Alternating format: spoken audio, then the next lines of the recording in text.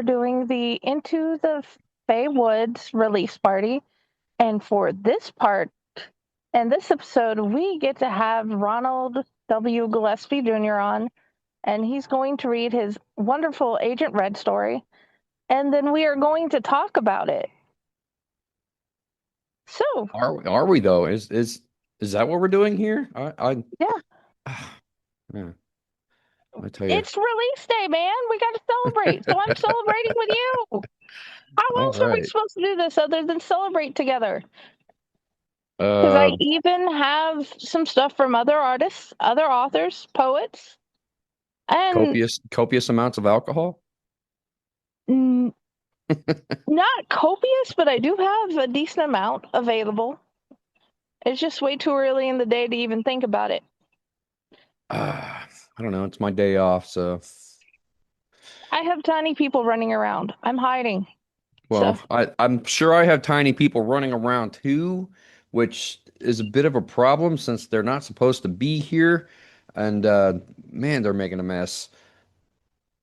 so But I anyway, think there's a horror movie about that. It's like what was it? The People Under the Stairs, or well, the gremlins that little tiny people. yeah. All right, never mind. And there's the borrowers and all sorts of stuff. Borrowers, yeah, the littles. I don't know.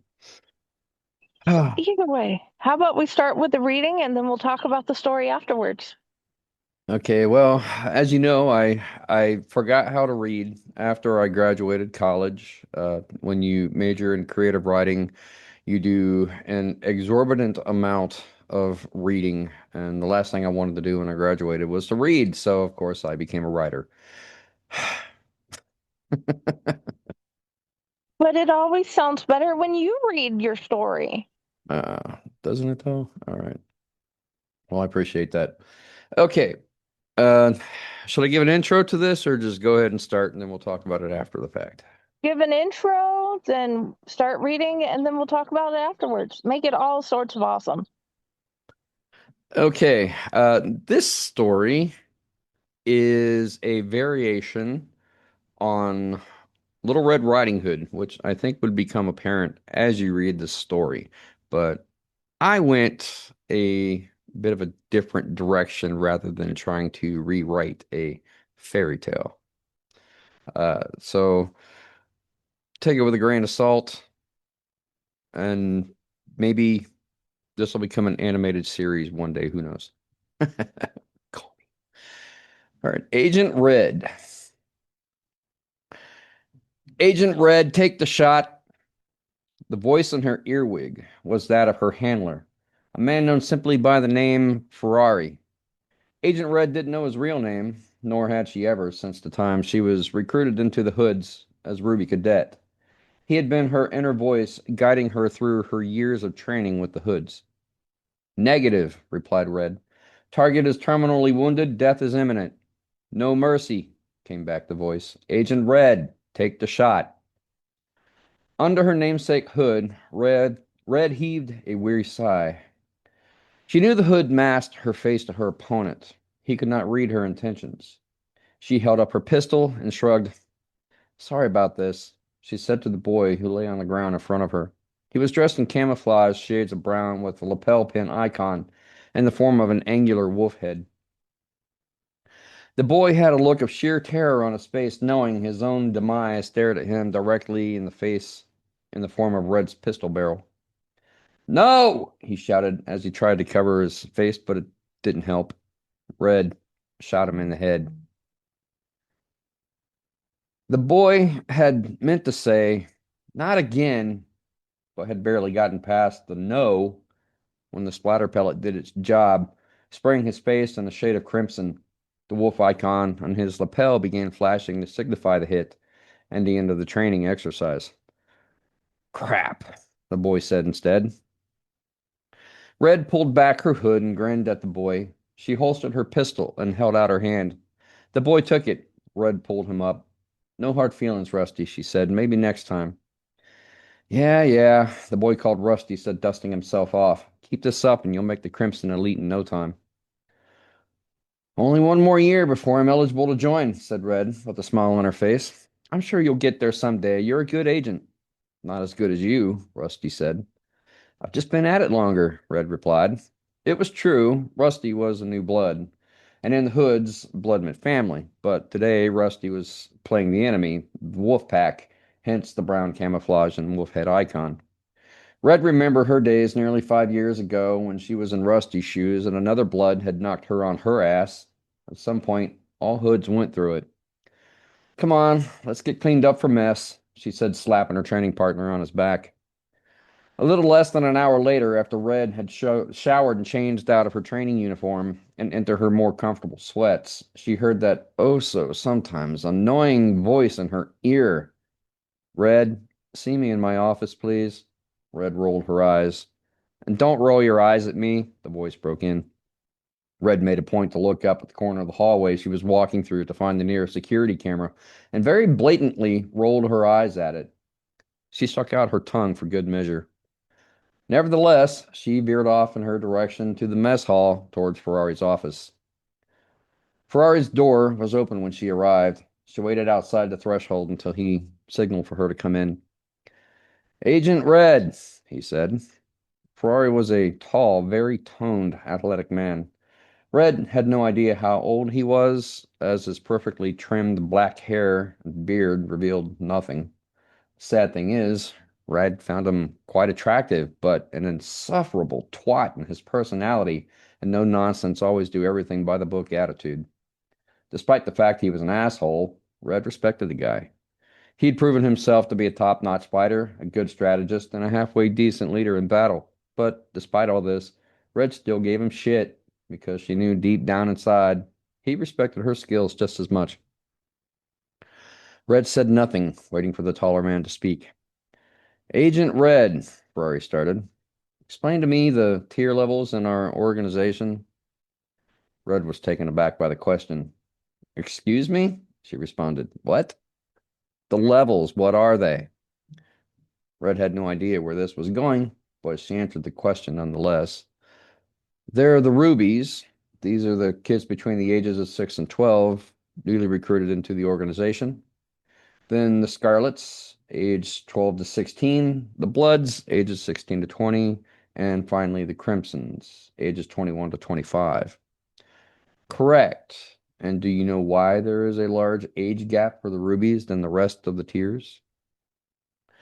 Because not all kids are recruited at the same age. They need to prove their mental maturity before they're allowed to move up to the next level. Also correct, Ferrari said. Now, with that in mind, why do you constantly act like a ruby? You were appointed to Agent Red status for a reason. You're supposed to set the example, what we want the other recruits to strive for. But your constant flippant attitude and rebellious actions make me question that decision. Red's mouth dropped agape. She could not help but hold back a scoff. Excuse me? She said again. Agent Red, why do you consistently question my orders? Is this a rhetorical question? Red asked, her voice only slightly dripping with sarcasm. Ferrari sighed. He pinched the bridge of his nose to relieve the tension headache he felt coming on, the same tension headache he felt every time he had to deal with Red. Rather than responding, he shooed the question away. I'm sure you know by now why we exist as an organization. I shouldn't have to explain it to you. The Hoods exist as a peacekeeping organization throughout the land, not entirely law enforcement, but we do support the local law enforcement agencies. We exist to combat corruption and tyranny and make sure justice and equality are preserved. The Hoods are a private military organization funded by a consortium of anonymous benefactors. There is a system of checks and balances in place so that no one person gains too much control over the organization, and in this manner, we can operate under our own cognizance. The Wolf Pack, on the other hand, while a similar organization to our own, is led by one man, Mr. Wolf, as you know. Mr. Wolf is more concerned about amassing wealth and power and believes that money can buy everything, including loyalty.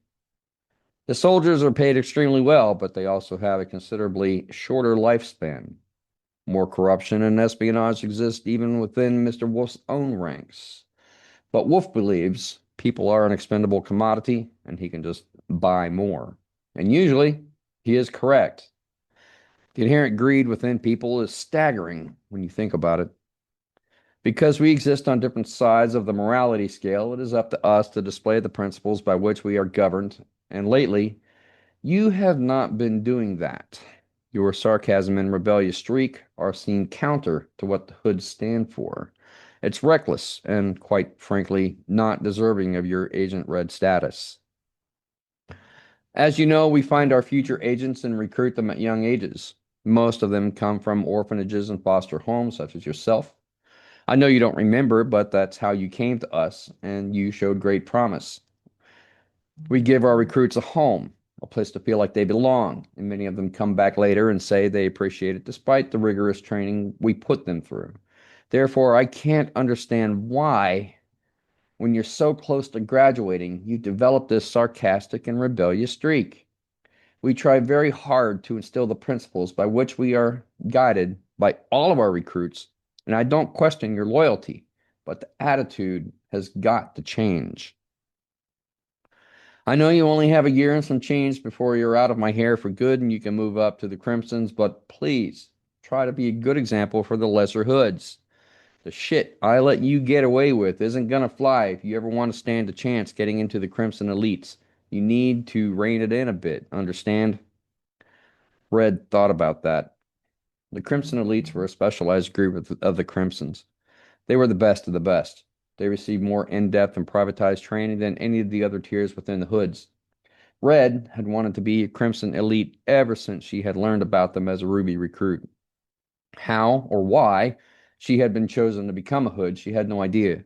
She was much too young to understand how she came to be there at the training facility. All new Hoods are recruited at a young age, usually around 5 or 6. They were all given code names upon initiation into the organization. They only knew their fellow recruits by their code name, and most of the time they never learned what their given name was. Agent Red was a different case, however. Agent Red was not technically a name, but a title given to a designated leader that spanned the 4 tiers at the training facility. Red's original code name had been Rose, and while most of her teammates and upperclassmen and organization leaders knew it, most people still referred to her as Agent Red, or just Red. There had been many other Agent Reds before her, but Red doubted any of them had been as rebellious and problem-causing to their superiors as she was.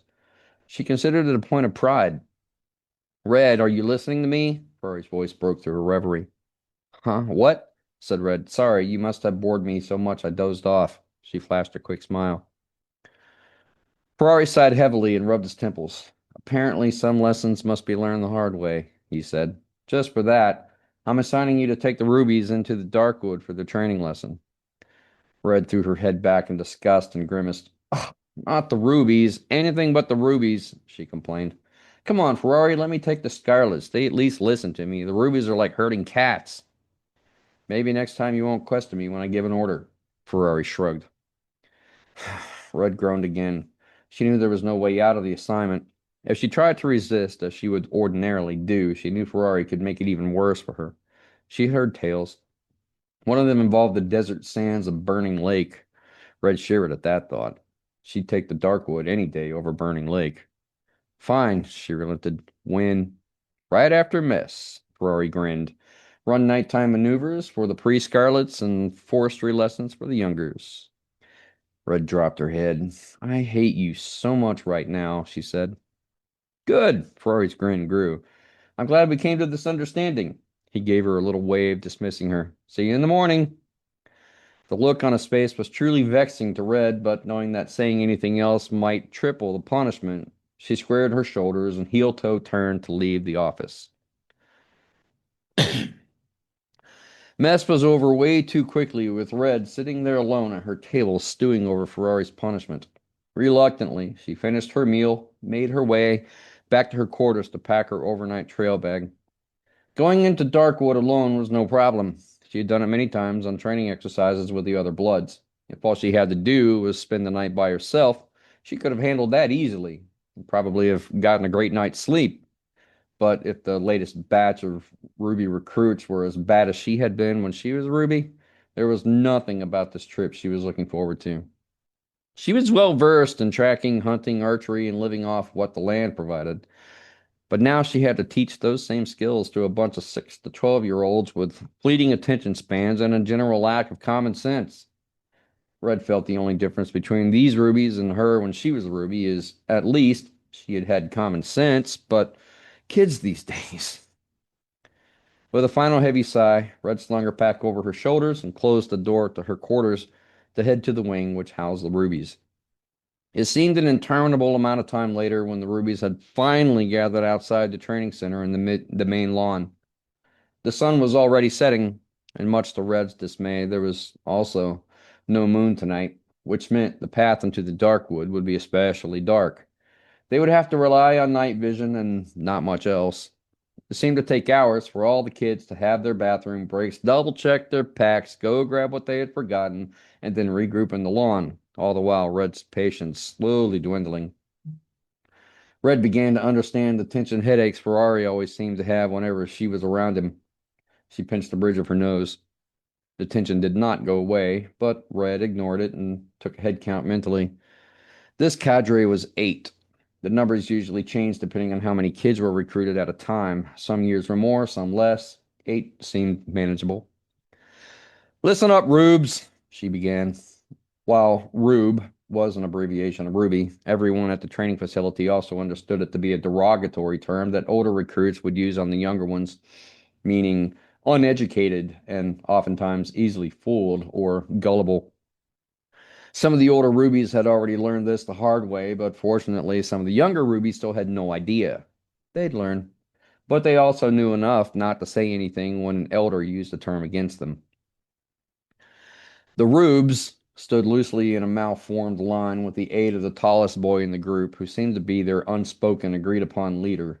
Red took note of this tidbit of information. Once they lined up, they gave their attention to Red. We're going to be camping tonight in the dark wood. How many of you have not been to the dark wood before? Raise your hand. Red waited. Not surprisingly, 6 of them raised their hands. The 2 who didn't were clearly the oldest in the group. One of them was the tall boy Red had pinpointed as their leader.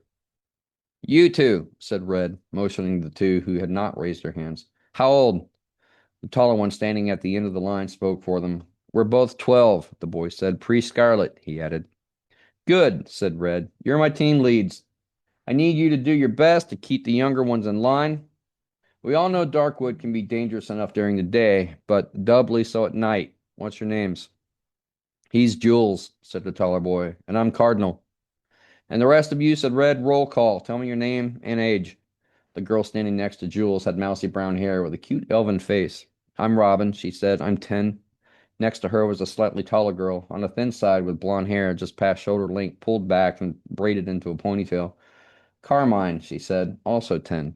Next to Carmine was a shorter boy, but what he lacked in height, he made up for in width. His hair was disheveled as if he had just woken up from a deep sleep, and consciousness still evaded him. The somewhat lackadaisical look on his face did nothing to change this impression. He had the misfortunate appearance of someone who looked like they had no idea what was going on. But to Red's surprise, he spoke up. Brick, he said. I'm 9. Despite his facial expression, fortunately Brick's physical appearance was looming and could be considered intimidating to some. Red thought this juxtaposition of passive facial expression and physical presence could make Brick a very deceiving opponent. Red made another mental note. Then another boy next to him, taller and rather athletically fit for his young age. I'm Phoenix. I'm 8. The girl with dark hair next to Phoenix said, I'm Burgundy, also 8. Finally, the smallest girl, who looked almost too shy to speak, said in a quiet voice, I'm Claret. I'm 6 years old. Claret, said Red, you think you'll be able to handle this? You know it could be dangerous. If you're not ready, I can let Ferrari know you stayed behind. The look on Claret's face flashed fear. She already knew what would happen if a recruit did not participate in a training exercise. Children were recruited for a reason. One of those reasons was bravery, the ability to step up and face harsh situations. Regardless of the fear of the task, the fear of Ferrari's wrath for not taking part was infinitely worse. She'll be fine, said Burgundy. I'll watch out for her. Good enough, said Red. With that, she began pacing up and down the line to address the entire group. All right, Cardinal, get your troop in line, and on my sixth, follow me. Once we get just inside the wood, we'll do a quick briefing. Understood? Roger that, said Cardinal. Red didn't wait for Cardinal to apply the orders. She simply did the heel-toe turn and began to head off into the direction of the dark wood. She didn't look back to see Cardinal motioning the kids into formation to follow her. The hike to the edge of the wood was a quick one. It was a clear summer night, and there was no wind or humidity, so the weather was comfortable and cooperative. Red didn't need any aid to navigate the path to the woods. She had traversed it many times on her own and knew it by heart. The group traveled quietly, which was a surprise to Red, expecting the youngers to be chatty. But Jules led the cadre, directly behind Red, and Cardinal slightly off to the side of the group to handle the fidgeters. Red could see already Cardinal had leadership potential as the younger kids seemed to follow him instinctively. Or it could also be the general fear of the activity quieting the kids as many tales of the dark wood had spread throughout the ranks from other recruits' previous experiences. Red suspected a little of both, but probably more so the fear. Regardless, they made it to the edge of the dark wood without incident. Standing just outside the tree line, Red turned to address the group. All right, listen up. From here, we go in stealth mode. No talking, no chatter. As quiet as you've been trained to be. When we get a little further in, we'll brief the mission and set up camp. Everyone got it? Red waited, and each member of the cadre gave a half-hearted salute. Good, she acknowledged. Now, hoods up. With that, she pulled her own hood over her head, making her face nearly invisible in the moonless night. The other recruits did the same. Red turned again and began down the path that would lead them deeper into the dark wood. Red knew the phrase, hoods up, was not just an order to don the namesake of their organization, but it was also a call to action, a warning. It was an unspoken rule that meant from that point, everything was serious and to be on the alert. She knew she didn't have to tell the Rubies this. It was universally understood throughout the Hood organization. Those who failed to learn it quickly often did not live long enough to see the next sunrise. Now, with hoods donned, they moved silently and as one functioning unit down the path that would lead them deeper into the wood. The sounds of the night boomed around them with insects chirping and buzzing. Nightlife critters wrestling through the foliage, twigs snapping, and branches in the trees above them swishing from whatever wildlife lived among them. Red's eyes played back and forth imperceptibly. She took it in as she walked, her own feet barely making any sound at all, as she had been taught to move. The younger rubies, unfortunately, were not quite as adept at the movement as she could hear their feet still swiffing the dirt beneath them. Glancing behind her, she noticed Cardinal, alongside Claret and Brick, trying to show them the proper technique of how to place their feet to walk in stealth. This made Red smile a bit, remembering her own lessons. But, to their credit, the kids were genuinely trying under his tutelage. Red had to turn around and walk backwards, though, because she did not hear Jules' footfall at all, only to find the boy directly behind her, hood pulled low over his face, affecting a very intimidating look here in the shadows. Red almost did a double take, not expecting the boy to be following so closely. She caught herself, however, not wanting to show any signs of weakness in front of the kids.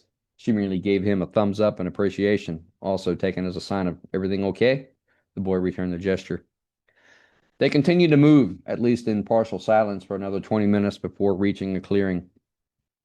It was a spot other recruits had used many times before for training exercises and overnight camping maneuvers.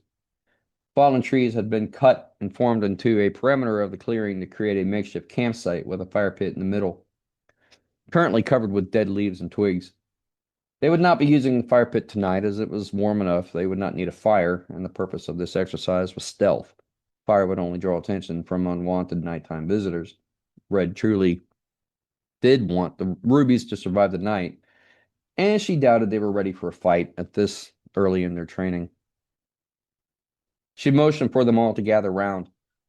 They all huddled close to her. Without removing her hood, she spoke softly. Ferrari has given us a task to prove we spent the entire night. Red scanned the group and found the girl called Burgundy. Burgundy, do you know what a cherryhead mushroom looks like? I do, the girl replied. Good. I want you to take Brick, Phoenix, and Claret with you and gather as many of the cherryhead mushrooms as you can find. That's your task. Think you can handle that? I can, Burgundy replied.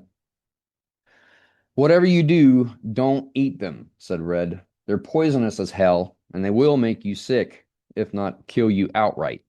Burgundy gasped. Apparently, she had not heard that bit of news before. You'll be fine, said Red reassuringly. If you get sick, I have an antidote in my pack. I will teach you how to make it in a later lesson, but for now, just get the mushrooms. Burgundy saluted to show she understood. Red returned the salute. For you other four, Cardinal, Jules, Robin, and Carmine, you're with me. We have a separate task. Are you familiar with the blood-fanged snake? Again, there was an audible gasp from the group. Apparently, they had heard of the blood-fanged snake. Cardinal spoke up. I'm familiar with it. Our task is to capture as many as we can, but not kill them. Ferrari wants to use their venom for potions and serums. The venom is great for coating arrow tips and dagger blades. Catch them and sack them. I have vials of tranquilizer. Once you get the snake in the bag, dose it with a few drops, and the tranquilizer will put it to sleep for several hours. Whatever you do, try not to get bit. And I'm assuming you have an anti-venom on you in case one of us does get bit? Cardinal asked. Red did not answer right away. She half-heartedly shrugged. This caused concern in Cardinal's face that even Red could see in the low light. You have anti-venom, right? He asked again. Red hesitated, choosing her words. Well, it wouldn't be considered survivalist training if I gave you all the answers now, would it? If you get bit, we will make do with what we have around us, just as you would in any real-world outside situation. Right, said Cardinal, so don't get bit. Got it. He didn't look happy, but said nothing more. The truth was, Red did, in fact, have the anti-venom, had made it herself, but it was better to let them sweat it out, knowing how serious this training was. Obviously, she wouldn't go into a training mission unprepared. But she didn't need to tell them that, at least not right away. Hey, spoke Red, it's my job to make sure you all survive the night and make it back to the training center in one piece. And that's what I intend to do. You have my word. She looked around the group, waiting for them to show they all understood. Once she was satisfied, she continued. Now, one more thing. Try to stay as close to the path as you can. Don't let it out of your sight. It's very easy to get disoriented here, especially with no moonlight to guide you. If you do stray too far from the path, trust me, everything in this wood will kill you. And I don't want to have to explain your death to Ferrari for your own stupidity. Understood? The Ruby saluted again very half-heartedly, but Red decided to let it slide. Red paused, letting the weight of the task sink into her charges. When she spoke again, her voice was slightly lighter. Tell you what, if you do a good job, I'll reward you. I'll take you to grandmother's house for milk and cookies. This seemed to have the desired effect, as her faces instantly brightened with the possibility of getting to meet the famed grandmother. Red knew grandmother was just another code name, a title such as her own, though she had no idea what grandmother's original code name had been before she acquired the maternal title. Grandmother had been another Ruby recruit just like Red, who had worked her way up through the ranks to ultimately become one of the primary colors in the Hood organization Color Guard Council. The Red Hoods weren't the only Hood agents out there. They spanned the globe with different regions hosting different colors. There were Yellow Hoods and Blue Hoods as well. Though Red had never met any of them, she had only ever known Red Hood family. Though grandmother had long since retired from the Hood organization, she always welcomed the new recruits to tell stories of the past. Tales of her homemade cookies were legendary. But before the reward must come the task. Snapping back to the present, Red looked around at her group. Okay then, gear up. Do what you need to do. We break in 5. With that, the recruits went about their own task, whether it was taking swigs from their canteens, a quick nourishing snack, praying, or prepping their own weapons, but they were already within 5 minutes. Once they were reconvened, Red spoke again. All right, only hand communications from this point on. Keep the talking to a minimum. Whistle the signal if you get in trouble, and we will come running. Try to stay where I can see you. While we have 2 different tasks, we're all heading to the same place. The Black River runs through the heart of the dark wood. It's about a click distance. The mushrooms grow around the trees that line the banks. The snakes make their homes in the rocks in that area. With it being dark and no moonlight, they're going to be hard to spot, so tread lightly. Stay safe and hoods up. Red already had her hood up, as she had never removed it, but some of the youngers had removed theirs during the break while they had gone about their task. Now, all with their hoods up, Red motioned the signal to move out. Once again, they moved in silence. Red was delighted to find that Brick and Claret were improving with their stealth stepping. This time she was also more aware of Jules following closely behind her. The kilometer trek to the Black River was unnerving as Red constantly anticipated danger at every leaf rustle and twig snap, but they stayed on the well-worn path that she knew well from many years of traveling down it. In the darkness and the quiet, she became acutely aware of all the sounds that would be otherwise imperceptible. She could hear the individual breathing of all the kids and could pick out which ones were already getting tired, and those who were better at controlling their breath. Drake was already huffing. Claire was breathing quite shallow, but looked unfazed. Jules could have passed for dead if it weren't for his constant forward movement. Phoenix seemed to have unlimited energy, as if he just wanted to flat out sprint to the river. Burgundy looked lost in a daydream. Carmine and Robin walked side by side. Neither seemed to be struggling. Out of the eight, only Cardinal seemed to be taking in the surroundings as Red was. He still walked slightly to the side of the group, but he was alert and ready for action. Finally, they heard rushing water in the distance. Red let out a deep breath she had not realized she had been holding. It was echoed in the sentiment of the group, all showing relief for reaching their destination. Within a few minutes, they were standing in the grayish-black sands of the bank. Red had seen the sand in the daylight and knew the monochromatic side of the sand was just as dismal as it appeared on this moonless night. Yet, even though they had made it safely to the bank, the heaviness of the night loomed around them in a bleak, ominous presence that was slightly off-putting. There was no safety here. Red scanned her group and realized she was not the only one feeling that discomfort. The Black River lived up to its name, as the water that ran past them was so dark they could not see into it. With no moonlight, its surface also did not reflect much. Red couldn't even see her own reflection in the water. She figured it was a good time to take a breather and let the kids rest before starting their tasks. Red pulled her canteen from her pack and took a sip. The water felt cool and refreshing on her tongue. The kids followed suit, taking drinks from their own canteens. Without speaking, Red tapped her wrist to indicate time, then put up 5 fingers to indicate a 5-minute break. The kids understood. Red took the moment to stretch and work the kinks that had been slowly knotting up her legs and lower back. Red noticed Claret watching her and trying to mimic their movements.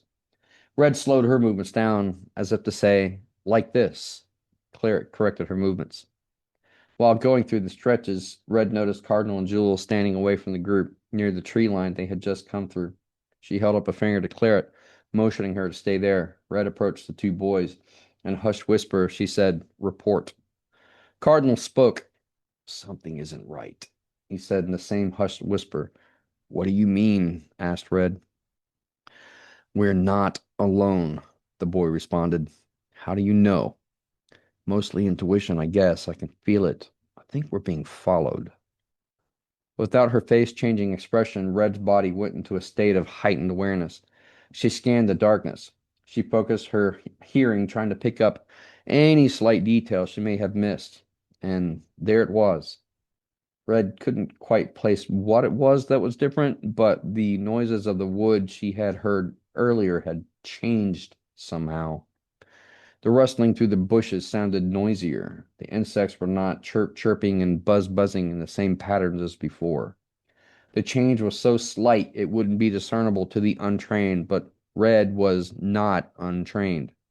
She had spent many hours training in these woods. She knew them better than most other recruits she had come up with through the ranks.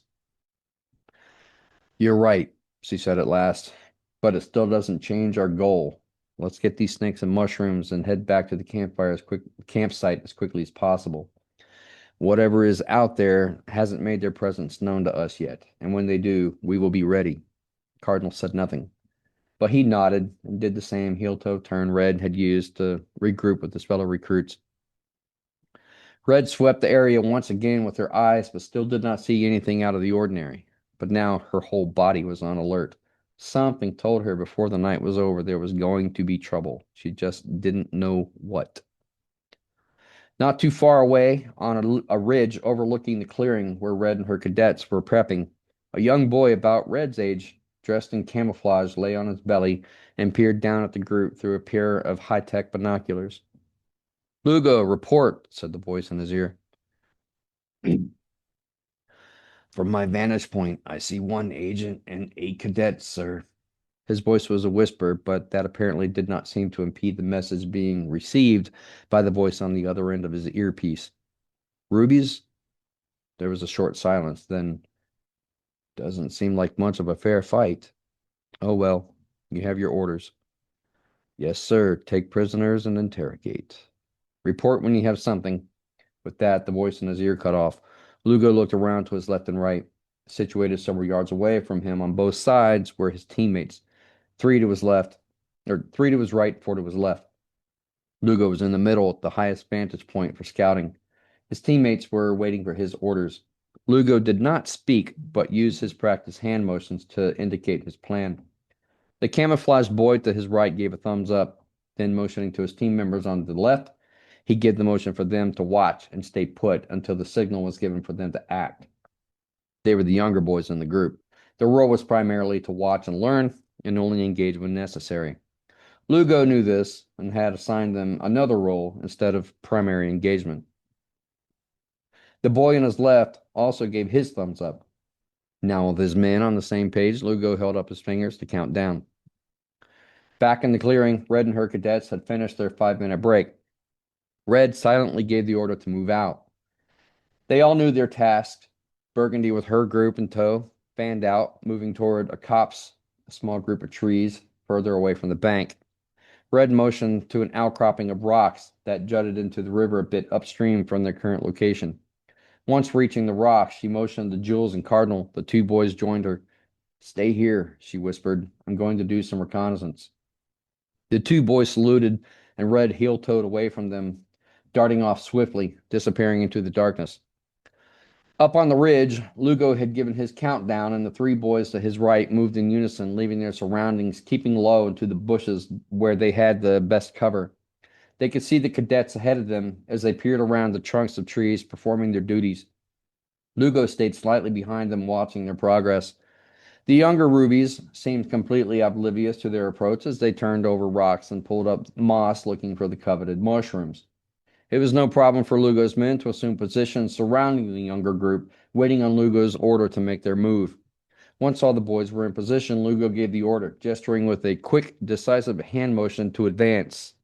With that, the 3 boys of the camouflage wolf pack jumped from their respective hiding spots with loud shrieks, brandishing their weapons as mayhem broke loose. This also served as a signal for the other half of Lugo's team to make their move on Red's older cadets, currently led by Jules and Cardinal. However, rather than running down the ridge to attack the group in the rocks, they were the snipers of the group, each with bows and crossbows. They began raining arrows down on Jules and Cardinal's group. Take cover, shouted Cardinal. Both Robin and Carmine dove to cover among some of the larger rocks, brandishing their own crossbows. Jules shouted, We're under attack! Hoods up! With that, he produced an extendable 6-foot staff, his preferred weapon of choice. The rain of arrows and bolts continued, and Jules, with expert agility, used the staff to deflect arrows left and right, not a single arrow getting through his defense. On the ridge, Cardinal called. Both Robin and Carmine looked up to where he was pointing. Promptly, they took aim and began returning arrow fire to the boys behind them, or to the boys above them. Unfortunately, the ridge was just shy of effective targeting distance, and their crossbow bolts fell short. The Wolfpack boys on the ridge, however, had the advantage of gravity. Their arrows cascaded downward. While not precise, the barrage was enough to be dangerous. Rather than try to haphazardly evade the raining arrows, Cardinal began a mad sprint up the incline toward the Wolfpack's position. He pulled a sword from seemingly out of nowhere, one that had not been visible anywhere on his body before now, and used it to deflect arrows much like Jules with his staff. Cover us! Shouted Jules as he chased off after his teammate. Robin and Carmine did exactly that, shooting upward a spray of crossbow bolts that any experienced soldier would have been proud of. During this time, Burgundy's group had not been dormant.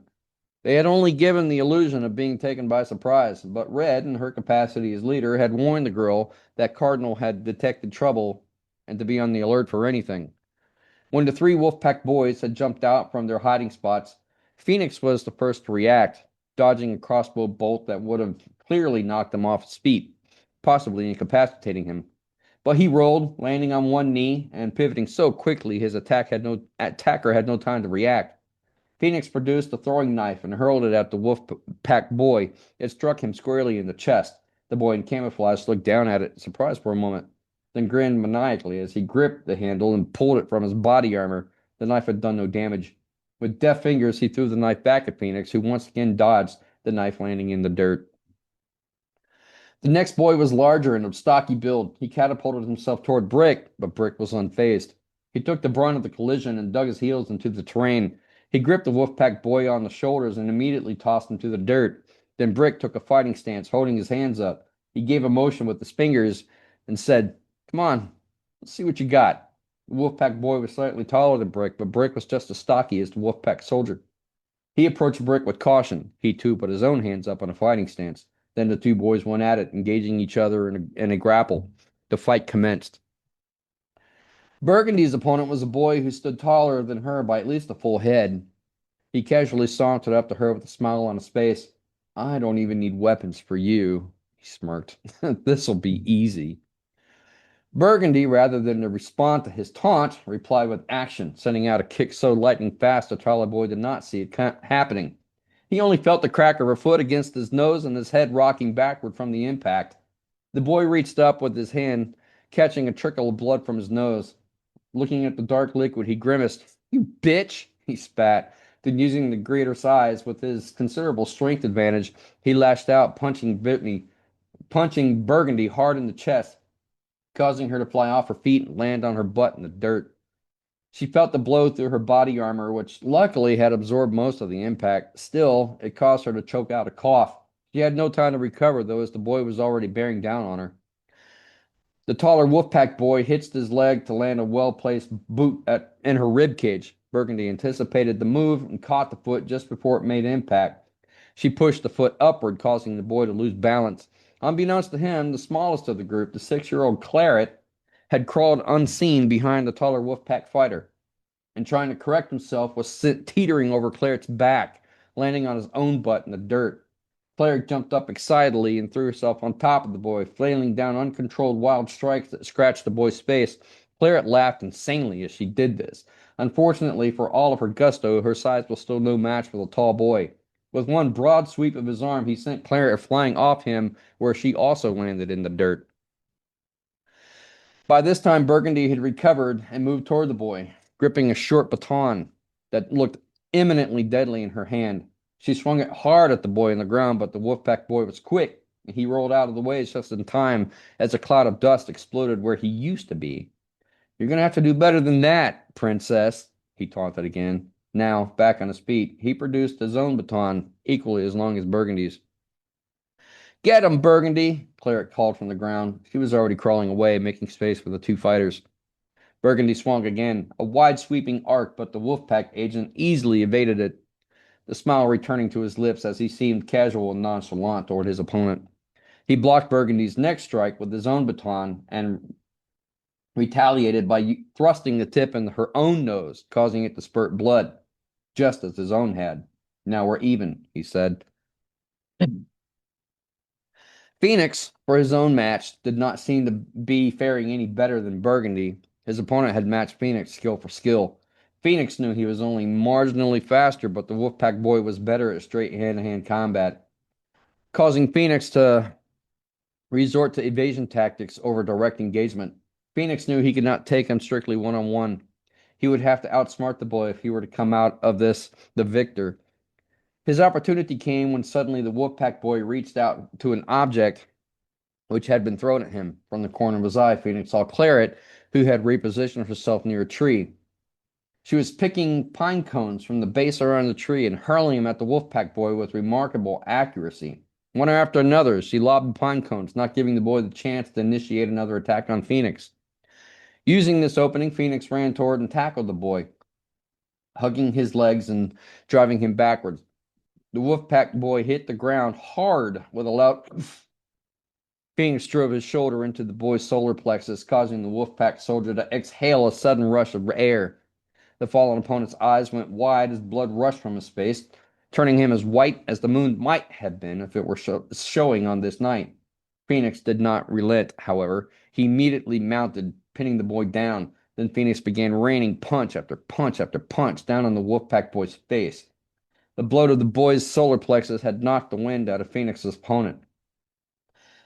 Delivering punch after punch did not give the boy time to regain his breath. It did not take long before the light of consciousness disappeared and the boy's eyes closed. His head lolled to the side. Phoenix did not dismount immediately, though. He was breathing rapidly. He gave in to his emotion and dropped one more final blow with a sickening crunch to the boy's nose. His opponent would not be waking up for a while, and when he did, he was going to have one hell of a headache. Claret saw this and began jumping around excitedly. "Woohoo!" she shouted. Her sudden verbalization caused the other fights to momentarily cease as all the combatants looked up at the young girl. Brick was the first to capitalize on the lull. He was laying on his back with his opponent on top of him. His face was bruised and red and showing some swelling from the multiple elbows the Wolfpack boy had managed to deliver from his upper position. They had been engaged in a wrestling match which had virtually gone to a stalemate, both being of equal size and strength. When the lull happened, Brick took the opportunity and struck up with an elbow that rocked his Wolfpack opponent's head back. This was all the slack that Brick needed to move his position, looping an arm around the boy's neck and squeezing tightly, then leaning back quickly and driving his opponent's head into the dirt. The Wolfpack fighter immediately went limp. Whether it was from lack of oxygen going to his brain or the conk to his head from the earth, Brick did not know, but he pushed the limp boy's body off him and slowly rolled over to force himself into a standing position. Then suddenly he coughed harshly as a spray of blood erupted from his mouth. Brick clutched his midsection as the fire ran through it. He knew that somewhere in the fight his opponent had broken one of his ribs. It hurt like hell, but Brick clenched down on the pain, trying to ignore it. That only left Burgundy with her taller opponent. He, however, seemed barely fatigued, still toying with Burgundy. He was aware before she was that suddenly there were three very pissed off hoods approaching on him. "Get him!" Claret yelled. Immediately, the group began running forward with their weapons at the ready. The Wolfpack boy, knowing he was suddenly on the losing end, disengaged his battle with Burgundy and beat a hasty retreat into the woods toward the ridge. The hoods followed closely behind. During this time, Red had not been dormant. She had spotted the Wolfpack team leaders as he followed behind his men. When his three teammates had engaged Burgundy and her group, he had turned back, thinking a group of preteens would be no match for his experienced men. He decided to see how his men on the ridge were handling Cardinal's group. Red anticipated this move. While keeping to the shadows, she shimmied her way up the nearest tree, and using the stout limbs, she moved from tree to tree, following the team leader. Lugo, however, was also experienced. His eyes were keenly tuned to the night sounds, and a random snap from above him caused him to gaze upward, just as a looming figure in a red hood descended from the branches. Lugo was caught off guard as the crimson mass landed on top of him, knocking him to the ground with a loud yelp. But Lugo was no stranger to this kind of attack. He gripped Red in a tight clinch and rolled with her, gaining the top position. He tried to punch down at her, but Red, who was also experienced in this type of attack, was quick and had wrapped her right leg around his torso, then with a twisting movement had launched him off her to the side. The two scrambled to their feet. Lugo pulled out a knife. Red, from somewhere within her uniform, manifested a whip. Lugo's eyes widened, but he continued striking forward with a mad thrust. It was too slow. Red flicked her wrist, and the whip cracked and pierced the night. Lugo was instantly struck by a searing pain in his arm, causing it to spasm. His hand opened, and the knife dropped to the ground. Lugo reflexively gripped his arm with his other hand, trying to clamp down on the pain. His eyes never left Red, who was winding up for another lash of the whip. Lugo wasted no time, and ignoring the pain, he rushed forward, bowling Red over. She hit the ground, and the whip scattered off somewhere into the underbrush. Lugo jumped, expecting to land on top of Red, but was caught by Red's boot when she brought her foot up and placed it into his midsection. Red pushed with momentum, and again Lugo went flying over top of her. He landed with a dull thud. Lugo felt a twinge and a snap in his right arm. Now on top of the pain from the whiplash, a new round of pain settled in as he knew for certain it had broken when he landed. This caused Lugo to hesitate. This hesitation was all the opening Red needed. Slowly, she approached him, and as he looked up at her, expecting the finishing blow, Red did just that. Again, bringing her boot up, she stomped Lugo squarely in the face. Lugo reflexively brought his arm up to try and block the blow, but it landed regardless, sending even more pain throughout his nervous system. Fortunately, this mixture of pain sensations made him forget about his broken arm, and he used it to thrust himself out of the way as Red's boot came down once more. It landed in the dirt, giving Lugo enough time to regain his feet, but he was unsteady. However, Lugo would be damned if he brought a bad name upon the wolf pack by giving up that easily. Even though he could barely see straight, Lugo somehow managed to unholster his pistol. Aiming it roughly in Red's direction, he squeezed the trigger, but Red was not there. She had already dropped to the ground and performed a forward roll, popping up to Lugo's side, striking out with her left hand. She knocked the gun offline, then using her right hand, delivered a hard cross to Lugo's jaw. The next thing Lugo saw was total black as he lost consciousness. But not done yet, Red unholstered her own pistol. She took aim and squeezed the trigger. She shot the boy in the head. This time, it was not a splatter pellet. After Red shot Lugo, she returned to the tree where Burgundy's group had left their unconscious opponents. She repeated the process with her pistol, shooting each of them in the head with the tranquilizer darts. She then dragged each boy to the base of the tree, and using a long strand of paracord, she tied them to the trunk. The tranquilizer darts would last for hours, but even if they woke up, it would not be going anywhere anytime soon. The paracord was engineered to be unbreakable. Red made certain to search through the Wolfpack's uniforms for any other weapons. Anything she found she thought could be used to free them, she tossed deeper into the wood. Finishing her task, she returned to Lugo, who still lay unconscious exactly where she had left him. Using more paracord, she bound his hands behind him. While the tranquilizer darts were formulated to keep the victim asleep for hours, Red had a contingency plan precisely for situations like this. She reached in her pack and found a small clear vial filled with a white powder. She popped the top off the vial and waved it under Lugo's nose. The smelling salts were a quick countermeasure to the darts. They had an acrid, bitter odor, which left a metallic taste on the tongue. If the victim was exceptionally hard to wake, a small dose of the powder could be placed on the tongue, which generally did the trick within mere seconds once it was ingested. It was not toxic in small doses, but could lead to stomach issues and vomiting if administered in too great a dosage. It was not precise science, but this was not the first time Red had needed to use the salt. Wake up, she commanded. The boy didn't move. Red nudged him in the rib cage, not lightly, but not hard enough to cause damage. The Wolfpack team leader moaned as his eyes slowly opened. What's your name? Red asked. Screw you, Hood, Lugo responded, though somewhat groggy. Red nudged him with her boot again, this time slightly harder. The boy winced. Lugo, he said finally. My name is Lugo. Well, Lugo, I don't know why you're here, but what say we go find the rest of your team? Get up. Lugo did so. Red shoved him on the shoulder to get him to start marching, and she kept her gun at the ready, pointed at his back. On the other end of the river, Cardinal had succeeded in a mad dash up the incline to the ridge, with Jules close on his heels. The Wolfpack agents who had originally been shooting at them had to give up their positions to engage in more close quarters combat. Cardinal and Jules had emerged at the top of the ridge, landing in an enclosed clearing with the four Wolfpack soldiers surrounding them.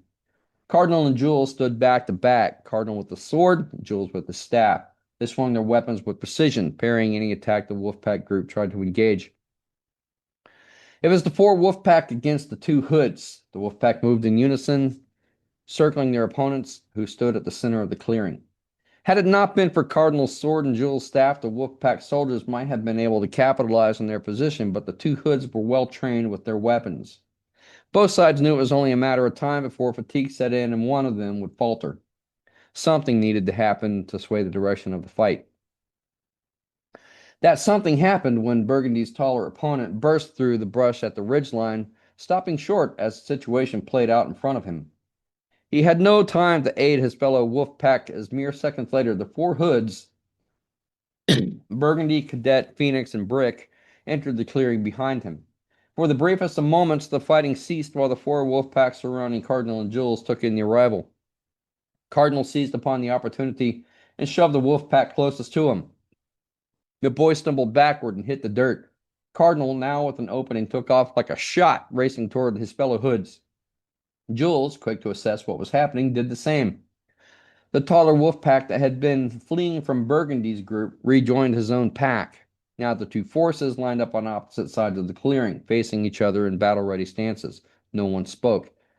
Even the sounds of the dark woods seemed to have quieted just for this moment, waiting to see what happened next. That answer came in the form of Carmine and Robin. Once the volley of arrows had ceased, the two had left their position behind the rocks and made their own way up the incline toward the ridge. However, before bursting into the clearing, Carmine had held up her hand, motioning Robin to pause. The two crouched in the trees on the perimeter of the clearing as they watched the rest of their teammates begin to square off against the Wolfpack team. Carmine motioned Robin, angling her head toward a spot just behind the Wolfpack. They moved silently, putting themselves into strategic position. Carmine reached into a pouch attached to her belt and pulled something out Robin could not clearly see. Carmine held it up. Robin's mouth dropped open in shock. Carmine's face expanded in a wide smile, her eyebrows rising slightly. Robin placed a hand over her mouth to stifle what would have been a very audible laugh. Carmine aimed the object in question at the closest wolf pack, whose back was clearly visible to the pair. She pressed a button on the device, and a long monofilament wire shot out from its tip. The barbed end of the monofilament pierced through the boy's body armor, and he was suddenly filled with 20,000 volts from Carmine's taser. The Wolfpack boy spasmed uncontrollably, causing quizzical chaos within the clearing as Robin made her gambit, rushing forward, brandishing her own extendable staff, and swung it at the legs of the next closest Wolfpack soldier. The boy was suddenly swept off his feet. Robin brought the staff down, slamming it on his chest as hard as she could. The boy reacted in surprise. At that moment, all hell broke loose as fighting erupted everywhere in the clearing. Hoods and Wolfpack racing toward each other, no specific opponents in mind, just a mad melee scramble. The fighting continued for interminable minutes until the entire group was startled by the sound of a gunshot. All fighting ceased as all the combatants, surprised by the sound, looked around to see what was happening. At the edge of the clearing stood Red, her arms still extended above her head, a small puff of smoke emanating from the barrel of her pistol. Even more surprising, kneeling at her feet in front of her, his arms bound behind his back, his face a bloody pulp of a mess, was Lugo, the leader of the Wolfpack team. His mouth was gagged and his facial expression was hot enough to melt steel. Red lifted her foot, placed her boot on Lugo's back, pushing him forward, causing him to plant face first into the dirt. "Enough!" Red shouted. "Hoods up! You know what to do." And they did. The rubies were a flurry of motion as they extracted weapons and disarmed their opponents, gathering the Wolfpack team in a huddle and binding their hands behind their backs. Seeing their leader held captive, the rest of the fight drained almost instantly from the other Wolfpack members as they felt defeated at the sight. Red approached Lugo and pulled the gag from his mouth. She had to gag him during their trek to prevent the constant flurry of swear words erupting from Lugo's mouth. "Talk," she commanded. "Why did you attack us?" Lugo did not speak right away. He looked at his comrades and took another boot from Red, placed harshly against his shoulder to get him talking. "We didn't know you would be here," Lugo began. "We were on a training exercise, but when we became aware of your presence, I radioed back into HQ and received new orders." "What orders?" Red prompted. "Capture and subdue, then interrogate." "Interrogate for what?" Agent Lugo paused, not wanting to answer. "Interrogate for what?" Red repeated. "The location of Grandma's house," Lugo responded, sounding deflated. "Ha!" Red chortled. "That's never going to happen. I'd go to my grave before I ever give up that information." Lugo shrugged, but said nothing. "Looks like the tables have turned. Now you are our prisoners." Red addressed her group. "Get them up. Training exercise is over. We have a new mission tonight. We're taking them to a safe house. We will let Ferrari figure out what to do with them." This statement sent ripples of excitement through the rubies, as it was rare that any rubies ever received an actual mission. Most did not get their first mission until they had graduated Scarlet, and at such a young age, the location of things like safe houses had not been made known to them yet. Knowing that they would be on guard duty against an experienced group of wolf pack was indeed a step up in their career paths. This excitement drove them as they gathered up their prisoners. It didn't take long for the Rubies to have the wolf pack team standing in a straight line, all bound by one long strand of paracord. Once ready, Red announced, "March." Slowly, the two teams exited the clearing, amid low grumblings and several choice swear words muttered under their breaths of the prisoners. Under her hood, Red smirked, though she knew no one could see it. After the group had made their quick side trip to gather the two Wolfpack agents Red had tied to the tree, the 9 hoods and the 8 Wolfpack prisoners all made their way through the dark wood to the safe house, the location of which only Red knew. The rays of dawn were just starting to poke through the veil of night as Red and her entourage arrived at the safe house. The house itself was very close to where they had been in the dark wood, a simple straight shot, but following protocol, Red had led the group on a roundabout, confusing path filled with turns and loopbacks until even her own group did not know where they were. The safe house was nondescript. It looked merely like a small log cabin out in the middle of nowhere, surrounded by nothing of noteworthiness. Red knew that was the point. There would be no landmarks to tell anyone looking for the safe house how to get there. To anyone else just happening upon it, it would give no outward appearance of what purpose it served. It was just a log cabin in the wilderness. As expected, the door to the cabin was locked. Red knew this was a good thing, as it meant nobody had been here. Not that it mattered. The cabin was filled with so many defenses that if someone had tried to break in, alarms would have gone off at the Hood headquarters and a team would have been dispatched immediately. No such alarms had triggered, so Red knew they were safe to enter. As her group stood behind her guarding the Wolfpack prisoners, Red made it a point to hide her emotions as she placed the palm of her hand in a specific spot on the door, noting nothing outwardly appeared to happen, but there was a slight click and the door swung open. Red ushered her group inside. Once all were inside, she closed the door behind them, then made sure all the defense alarms and perimeter scanners were activated. "Hoods up," Red began. "We can talk freely here. Follow me." Red moved toward a bookshelf that was filled with tomes of various sizes, none of which Red had ever bothered to look at. There was a small bust of some former Hood agent sitting on a pedestal next to the bookshelf. Red placed her hand on top of the statue. Again, outwardly, nothing happened, but another small click and the bookshelf swung away from the wall, revealing a dark inner area. Red motioned her group to lead the prisoners inside. It was a stairwell. As they moved inside, dim light sparked to life, revealing their path. The Hoods nudged their captives forward down the stairs. The path wound down and around until it opened into a sub-basement. The basement was lined with a series of cells, all constructed with extremely sturdy bars. There were 4 cells in total. 2 in each cell, Red ordered. The Hoods did so, closing the cell doors behind them with muted clangs. "I'll call Ferrari," Red said. "They're fine for now. You can go back upstairs and clean yourselves up. Debriefing in 5." The Hoods were silent as they made their way back upstairs. Red was the last one up and closed the bookshelf behind her with a heavy thud. Then, moving over to a nice antique-looking writing desk, she tapped her finger on its top and a large monitor sprang up, flickering to life with an image of the prisoners now contained in the sub-basement. Red fished in her uniform and pulled out her earwig. Placing it in her ear, she tapped another unseen button on the desk. "This is Agent Red to Ferrari," she said. "This is Ferrari." The voice came back instantly. "Red, where are you? It's sunrise. I expected you back at the compound by now." "We ran into a snag," Red responded. "We were attacked by the wolf pack." That caused the voice on the other end to pause. "Report," Ferrari said.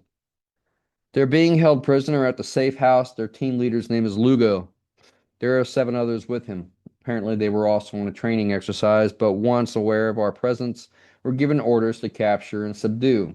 I suppose the joke's on them. Awaiting further orders, sir." Another pause from Ferrari. "Really? Your pack of rubies managed to capture 8 experienced wolf pack?" "That is correct, sir."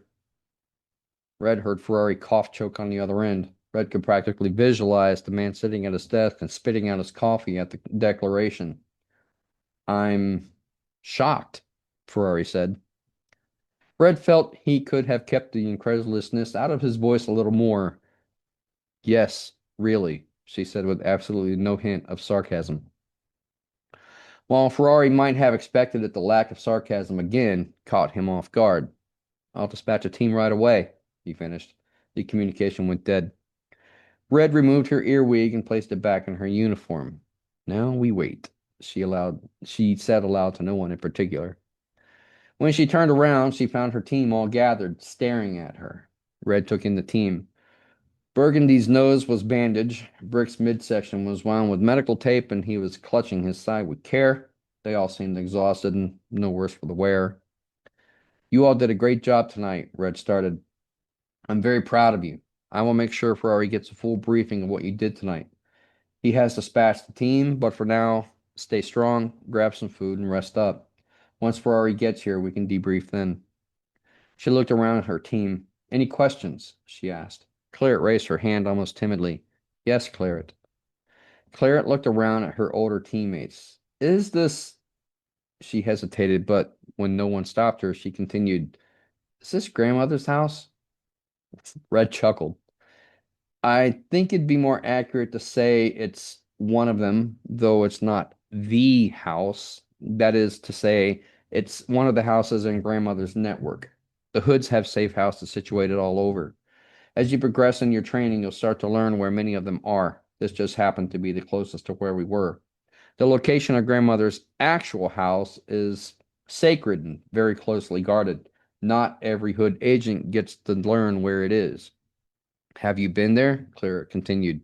Red nodded. I have. That's one of the privileges of being appointed Agent Red. And I still intend to keep the promise I made earlier that if you did well, I would take you all there. I haven't forgotten, and I believe you all did a good job. But I will still have to get the clearance for us to go there. That's even above Ferrari's level. Unfortunately, we will have to wait and see what they decide. She paused, then added, Be proud of yourselves. For a pack of rubies, you did an amazing thing tonight. With that, Red paced off toward the kitchen to explore the refrigerator. Ferrari's arrival was much quicker than Red had anticipated. She expected to be holed up in the cabin for hours watching over the prisoners, but Ferrari and a group of 6 Crimson Elite were there within an hour. The man had a hard time hiding the amused expression on his face, which he tried to keep passive, but Red could tell. She had known the man long enough. She knew he was impressed. Red took Ferrari down to the sub-basement where Ferrari could inspect the prisoners for himself. He paced back and forth, saying nothing. Then, finishing his inspection, he motioned Red to join him again outside. We'll take it from here, Ferrari said. What happens from here on is above your current clearance level, but don't worry. We will take good care of your prisoners. This statement was ominous and accompanied by a slight smirk, something Red had never seen cross Ferrari's face. For now, get your group back to the compound, and we can do a full debriefing when you are all rested. You've been through a lot tonight. You deserve the break. Yes, sir, Red agreed. She was too exhausted to show her sarcastic, defiant self. She merely saluted and heel-toe turned to go back to her group, which were waiting for her, also clearly exhausted. But before she made it back inside the door, she paused and turned around. Oh, I almost forgot, she said. What's that? Asked Ferrari. Here. She handed Ferrari 2 sacks she had slung on her back. What are these? They're your mushrooms and snakes, Red said. With that, she left Ferrari with his mouth hanging open, holding the 2 sacks. Then she heard something she had never heard before. Ferrari laughed. Once back inside, she rejoined her team. Ferrari heads from here. We are released. Grab your gear. We march in 5. We're going home. A wave of relief swept through the group as they let out audible sighs. The next morning, Red was slow to wake up in her own bunk. Her earwig was flashing on the nightstand next to her bed, indicating there was a message waiting. She placed a small instrument into her ear and said, Play. The message was from Ferrari, requesting a meeting in his office. Red grumbled.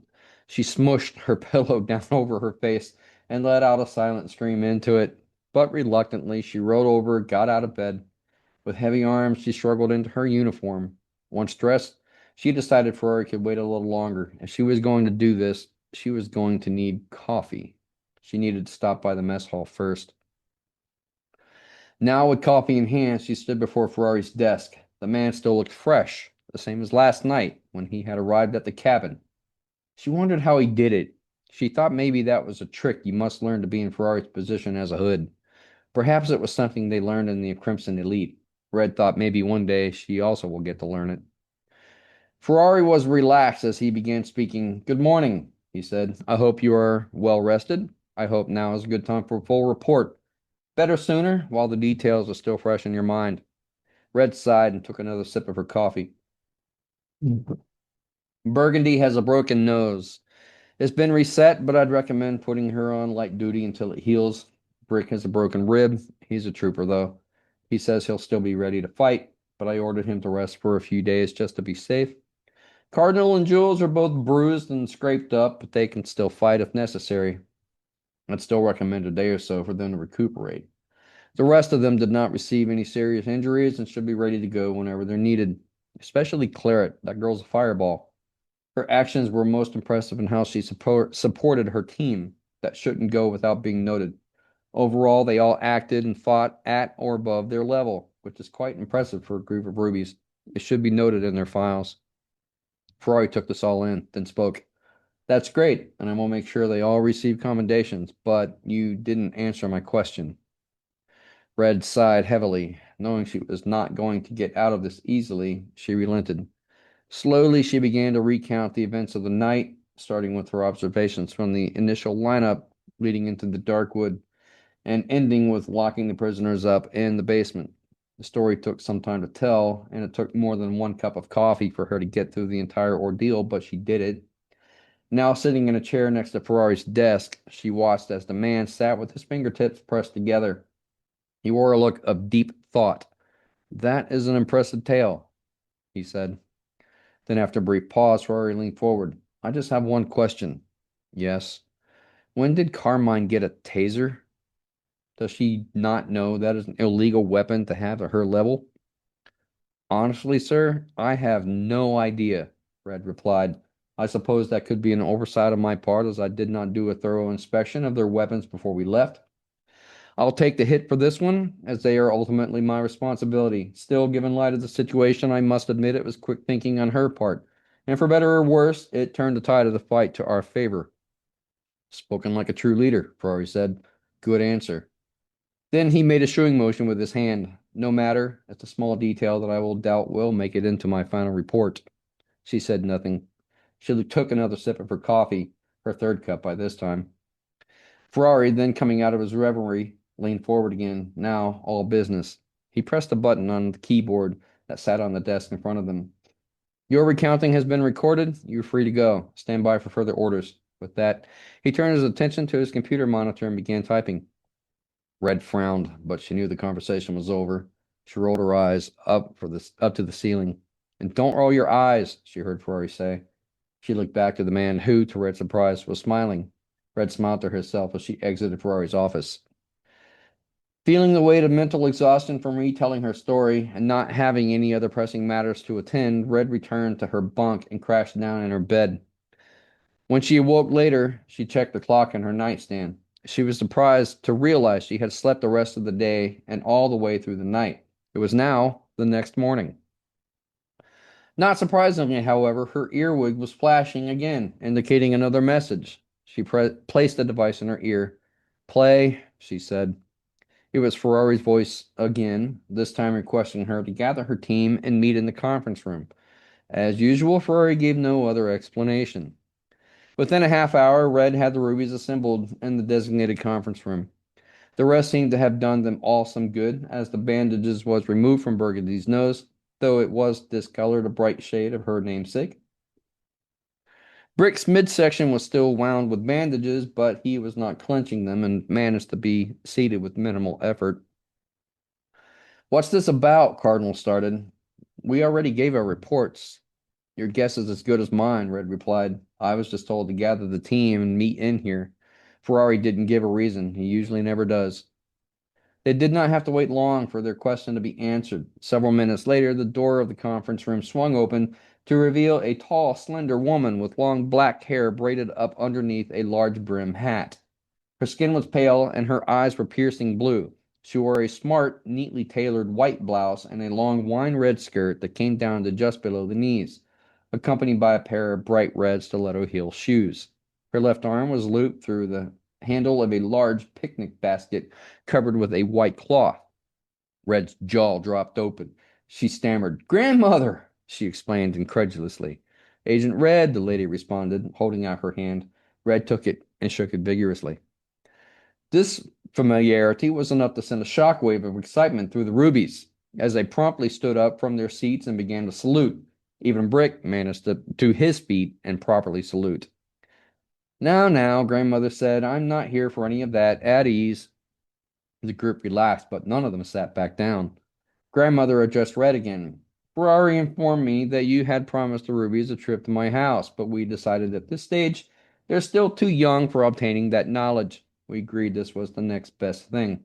She paused, looked at the group. "I brought cookies," she said with a smile. She sat the picnic basket down on the conference table and removed the white cloth. The kids could not help themselves. They gathered around, peering at all the goodies within the basket. There must have been every kind of cookie imaginable. Their mouths instantly started watering. "Dig in," Grandmother said. The Rubies did not have to be told twice as they descended onto the basket like scavenger birds, picking and choosing their treats. "Of course, I didn't come just to bring treats," Grandmother continued. "I also came to give some special commendations." This caused a pause mid-chew as their attentions were suddenly taken away from the cookies. The Rubies straightened up simultaneously, trying to wipe away any crumbs and swallow their mouthfuls. "You will all be receiving commendations for your bravery in combat and for my understanding, showing exceptional skills, but I'm here to extend two commendations personally." The tension in the room was palpable as the Rubies hung on her every word, waiting to see who would be receiving the commendations. "Agent Cardinal," Grandmother began, "for showing exceptional leadership skills and bringing your team to victory on what was supposed to be a mere training assignment, I award you this medal for meritorious leadership and appoint you as the team's official leader from this day forth, effective immediately." Cardinal stood completely rigid, trying to hide the emotion in his face as Grandmother pinned the medal to his uniform. "Agent Jules," she continued. Jules straightened even further. "For showing bravery in battle, not leaving your team lead behind, and overall support and dedication to your teammates, I award you this medal for meritorious combat readiness and appoint you as first lieutenant to your team leader from this day forth, effective immediately." As if the lighting in the room was not bright enough, the smile on Jules' face made the lights vie for competition. Cardinal patted his teammate on the back, saying nothing. "One more," Grandmother said. "This one is a special award, not one I often get the opportunity to hand out. Therefore, it is absolutely my honor to award it." She addressed the group. "Agent Claret, front and center." Another wave of shock went through the group as Claret's face turned beet red. She was visibly shaking as she stepped forward. "I am told you showed exceptional skill during the battle, especially for one as young as you. You supported your teammates, and it is my understanding you were the factor that turned the tide toward victory. That should not go unnoticed. It is that kind of quick thinking that we in the Hood organization look for when choosing who will fill the next role of Agent Red. While you're still too young to be appointed as an Agent Red, I would like to personally choose you as a candidate recruit in the Agent Red training path. I will take a great interest in your training, and I expect to see great things." Claret raised a hand to cover her mouth. She could not help but emit a quiet squeak as Grandmother placed the recruit pin on her uniform. Stepping back, Grandmother clapped her hands together. "Now, with that out of the way, let's eat some cookies. I want to hear stories." And then the Rubies lost it. All composure had left the room. They hugged each other and high-fived. Red watched the merriment from off to the side. Grandmother noticed Red standing alone. As the Rubies went back to devouring the cookies, she came over to stand next to Red. "Ferrari told me you didn't want this training assignment." Red said nothing, but she half snorted. "I know it didn't turn out the way you expected, but you did a good thing. You brought a group of barely trained Rubies to victory against an experienced group of Wolfpack soldiers. That's not going unnoticed by the upper leadership." "Thank you," said Red quietly. I'm aware that you have one more year left before you graduate to Crimson. Yes, ma'am. I put in a request to allow you early entrance. You'll be the youngest recruit the Crimsons have ever had. This time it was Red's return to be shocked. Slowly she turned toward grandmother. She was about to say something, then realized there was so much she wanted to say, she did not know where to begin. She ultimately ended up saying nothing, her mouth hanging open, trying to process this new information.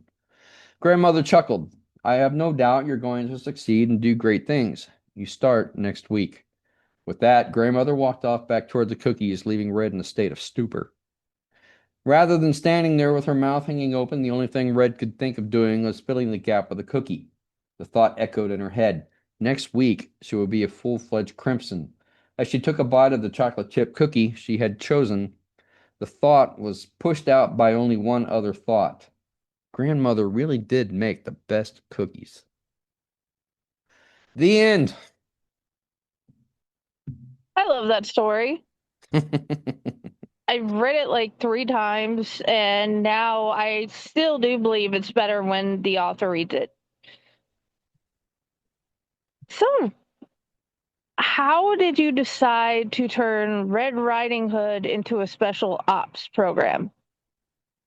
Oh God, I'm sweating over here. Uh, I am too, but it's hot in Texas.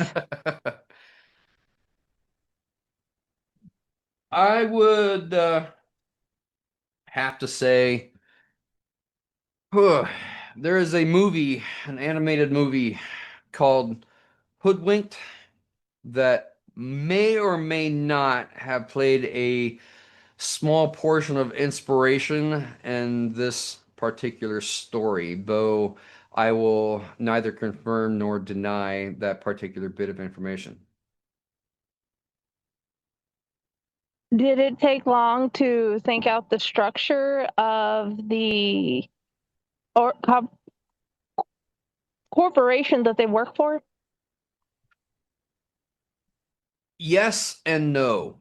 Uh, the Hood organization was fairly straightforward because everything has a red theme. So it was really a matter of doing a Google search for synonyms, aluminums, synonyms, Synonyms. synonyms for red. And then I listed as many as I could, and then decided which would make good names and which would make good tier levels. Then it was a matter of trying to figure out what ages each tier level would be, something that would make some kind of a chronological sense. And there's a little bit of flexibility and leeway, I think, in terms of the tier levels on what ages can belong to what groups, and it may change depending on the recruit themselves. So that wasn't that hard. Uh, the world building aspect of it, I did not put a lot of thought into when I did the first draft of the story. And then after I read the story to my parents, like I usually do with all of my stories, my mom started asking questions. What about this? Or this doesn't make sense. Or what kind of world is this? Or who's this supposed to be targeted for? Uh, there's not a lot of information given. And then I started putting more thought into it. Like, okay, I need more explanation. I need more exposition on what exactly is this world. One of the questions that she asked was, is Red human? Which, in my mind, I hadn't actually thought about this as a question that somebody would ask. I'm like, why wouldn't Red be human? And then I started thinking, like, a lot of the animated films where the main characters are animals. And I thought, well, I mean, if this was an animated version of it, then yeah, that could very well be a question somebody would ask. What kind of animal would Red be? If she's not human. But in my mind, when I wrote it, yeah, Red was human. So it's all human organizations, and they're only based, I suppose, kind of on the premise that I think Hoodwink started for me, and then I had to build up a world that would explain why this organization even existed. So there's probably still questions that could be answered and a lot more world building as far as like the hierarchy of the wolf pack structure, which would be relatively similar to what the hoods do, just with more uh, wolf related names. And we would eventually get to meet Mr. Wolf, the head of the Wolfpack organization, and find out, what kind of character he is. And I feel like there is a lot of opportunity to continue this world and missions that they could go on and things of that nature. So it's certainly something that I could revisit in the future if I were interested in continuing this story, which is always a possibility. But with so many other stories lined up, it might be a while before I ever come back and revisit it. I don't know. It just depends on what inspiration strikes me. Okay, when it comes to the figureheads, like Ferrari, is the whole collection of figureheads named after other vehicles, or do they get to pick their own names, or are they given? Well, all your names are aliases or handles that are given to you when you are recruited into the organization. So, no, they're not named after vehicles or whatnot. They're all named after synonyms of red. Everything would be some kind of a theme on the word red. And Whereas the name Ferrari automatically comes car. well, the name Ferrari, when I think of Ferrari, I usually think of red Ferrari. I mean, Ferraris can be, basically any color, but for me, a Ferrari would indicate a certain shade of red for that particular car. The really Okay, bright red flaming Ferrari. I think of something like what Magnum PI drove, something like that. okay. The different missions that they could go on, there are so many that could happen. The other characters, how did you come up with the ages? Because right now you have like my kids' age range in that one group, all three of them. And I'm sitting here thinking, okay, I can picture Cassie doing this, but Dante's going to be the chaos agent. Yeah, that would be Claret or Red when she was a cadet, the Chaos Agent. What, how did you choose the ages?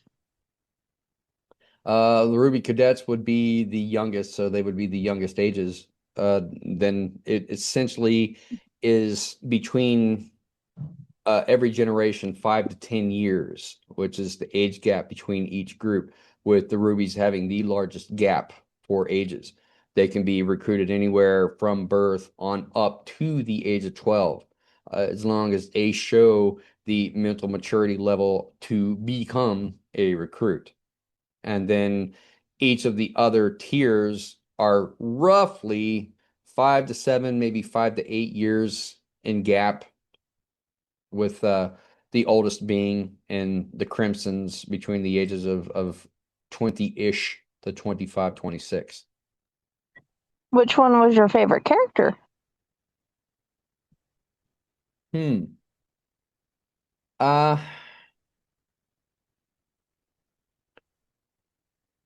I don't necessarily know if I had a favorite character per se, since the majority of the story is kind of told from an mostly omniscient first person point of view, which largely follows Red herself, and then sort of circles around the group, telling the action of what's going on. But it would be understood that Red is observing all of this from a distance as she is moving around to support her different groups. Uh-huh. Okay. Is there anything you want the readers to get from your story? I would say so. Uh, a lot of it, I think, has to do with my experience in the martial arts with being able to process pain and uh, the discipline of working through it. They're all in a bad spot. They're all taking their beatings, taking their lumps, you know, getting their noses busted or getting a broken rib. But uh, you learn in the martial arts that you can essentially clamp down on that pain. I'm not entirely certain how to describe that process. You just like make a decision, okay, it's not going to bother me. Yeah, I register the pain is there, but I have a job to do and I'm not going to let the pain stop me. So you kind of you clamp down on that area or you sort of cut off that area from impeding the rest of your body and you just sort of work through it. Uh, I think it's a skill that you learn when you are in uh, a combat training process. So, you know, professional fighters do this all the time. They work through the pain. They have their own ways of essentially clamping down on it to get through it. I wanted this to kind of not so much be like a coming of age story, but for Red realizing that maybe Ferrari's right, that uh, sarcasm and rebelliousness sometimes has to take a back seat in order for the job to get done. And maybe she gains a little bit of maturity from this experience that teaches her how to become a better leader. That sarcasm and uh, rebelliousness is not always the best way to be. That maybe Ferrari's right. And it gives her a little bit more respect for Ferrari and the lesson that Ferrari is trying to teach her, she learned. As a reader slash listener, I can say, yeah, I did pick up on the um, idea of taking your pain and pushing it to the back. And I have learned how to do that to a certain retrospect or aspect, but that's also something you have to um, figure out as you go. That some people say there's meditation techniques, others it comes with practice. Either way, I it know it takes a whole lot of self-discipline. Yeah, most definitely. And you know, that's the thing about getting into the martial arts or any kind of militaristic aspect of training. That's one thing that they try to teach you is the discipline so that you can learn how to do that. Now you have to think that, yeah, these might be kids and maybe they're between the ages of 6 and 10 years old. But if you're recruited at a young age and this is the only thing that you've ever known and this was ingrained in you, you know, practically since you were an infant, then that's what your thought process would be. You don't really know anything different, so there wouldn't really be anything else. You wouldn't know that there's another option. That I agree. Okay, this episode has already had had not realized how long that story actually is. Yeah, it's very hard to read because like kept having to scratch in my throat this whole time. I was like, but I didn't want to stop or take a break or anything to like try to go get something to drink or clear my throat. So I just sort of plowed through it again, you know. It it was great. Okay, That discipline of, clenching down on your pain. exactly.